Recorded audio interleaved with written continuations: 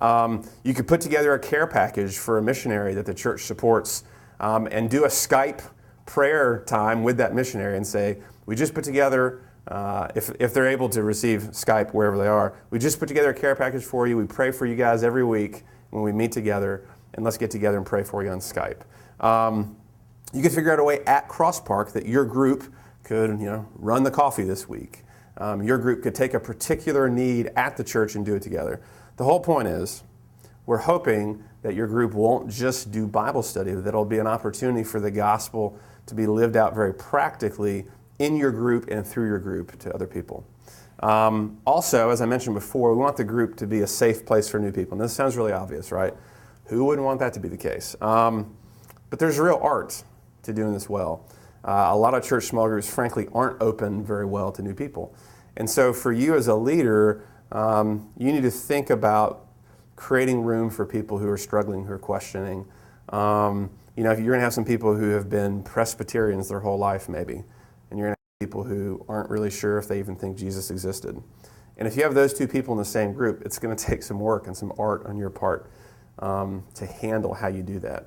So there's got to be room in your group discussion for people to ask hard things, for people to say crazy things, for people to say very unorthodox things, and for you not to be freaked out by that, to not overreact to that. And you want the group to be helpful, welcoming, encouraging, and helping people wrestle through whatever it is they're struggling with. Because let's be honest, as Christians, many of us feel that way too. And we don't feel safe actually saying, I have a real problem with this question. I don't know how to answer it.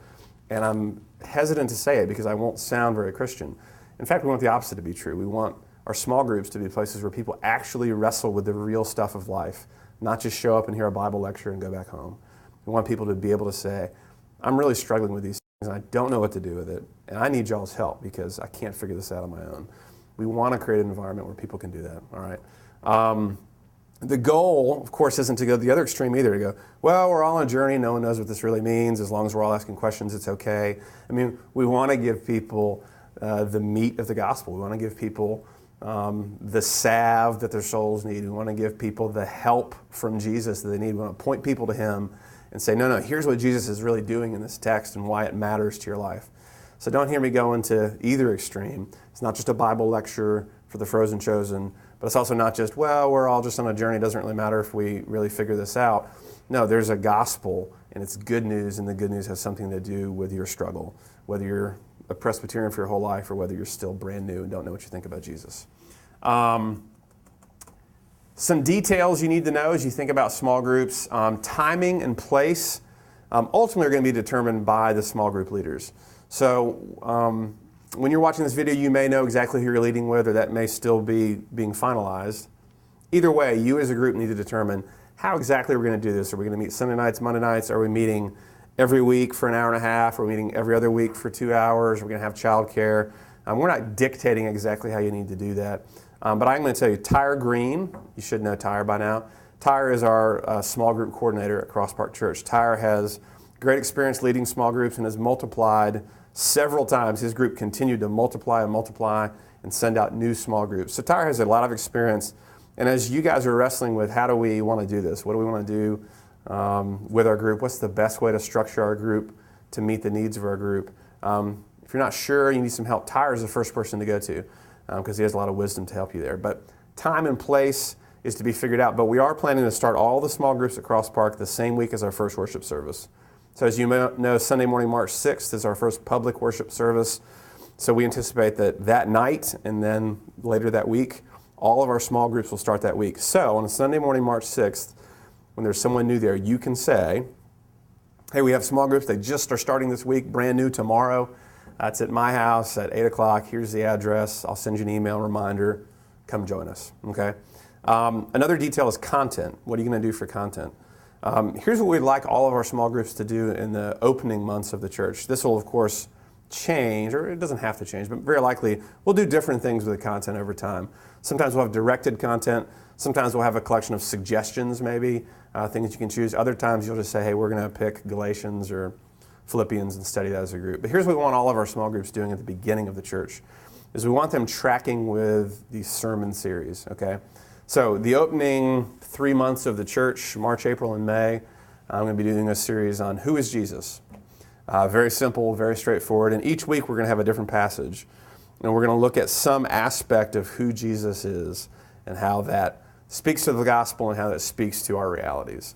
So each week you'll have a passage that will have been preached on Sunday morning. You'll know the passage ahead of time, what the passage is going to be. My hope is, of course, to help you by creating some questions, some application questions, some interpretation questions, things that will help you dig in. But again, many of you have a lot of small group leading experience. So between having the text ahead of time, hearing the sermon on Sunday morning, many of you, that's all you would really need probably to put together a really engaging small group. But that's what we want you to do. We want you to track with the sermon series. Part of the advantage of that, of course, is it keeps us on the same page. It's nice.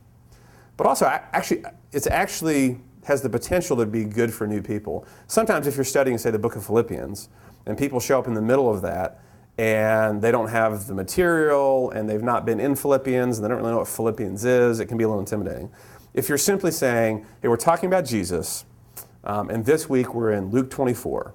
And by the way, for those of you who were there, Jeff preached on that yesterday morning, on Sunday morning. But it doesn't matter if you didn't hear the sermon.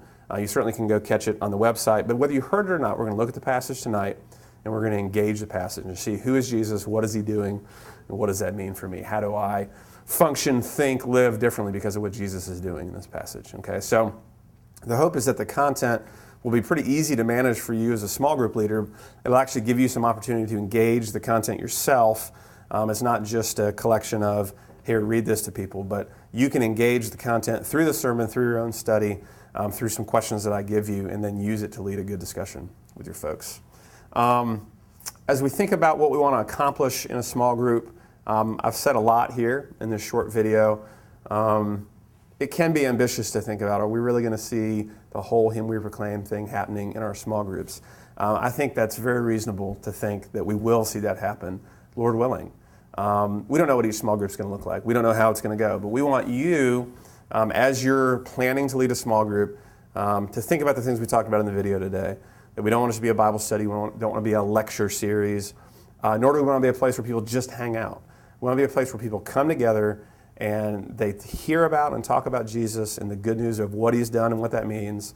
They think about how that is lived out in community, in the one another's of the Christian life, and they think about how do we as a group bless the world with the good news as well. So here's a passage I want to read for us as we wrap up.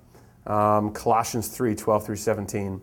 Put on then as God's chosen ones, holy and beloved, compassion, kindness, humility, meekness, and patience, bearing with one another, and if one has a complaint against another, forgiving each other. As the Lord has forgiven you, so you also must forgive. And above all these, put on love, which binds together everything in perfect harmony. And let the peace of Christ rule in your hearts, to which indeed you were called in one body. And be thankful. Let the word of Christ dwell richly in you, teaching and admonishing one another in all wisdom, singing psalms and hymns and spiritual songs with thankfulness in your hearts to God. And whatever you do, in word or deed, do everything in the name of the Lord Jesus, giving thanks to God the Father through Him. This is some of what can happen in a small group at Crosspark. Obviously, this passage is not simply speaking about small groups. It's speaking much more broadly about the work of the church in our lives. But as you see the opportunity to get into one another's lives, to see compassion and kindness and humility, to forgive one another, to actually live life together enough that we have to forgive one another, that we're experiencing the ups and downs, the hardships and struggles of life together, such that we have to be driven repeatedly back to Christ, that we need Him, and we need His life to be lived out in our midst.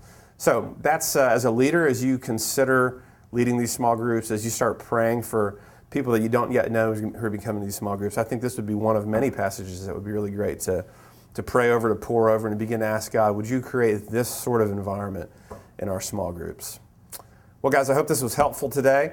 Thanks for taking the time to watch our first YouTube video at Crosspark Church. I don't know how many of these we'll ever do again. Maybe we'll do a lot of them if it works well. Maybe we won't. But hopefully this was a helpful aligning piece, helping you begin to think about, how do I need to think about a small group at Crosspark any different than any other small group I've ever been in? And we will pray that God will really bless our small group ministry, that He'll be honored, that we'll grow and connect with each other, and that people will come to Christ as a result. Thanks for watching, guys. Take care.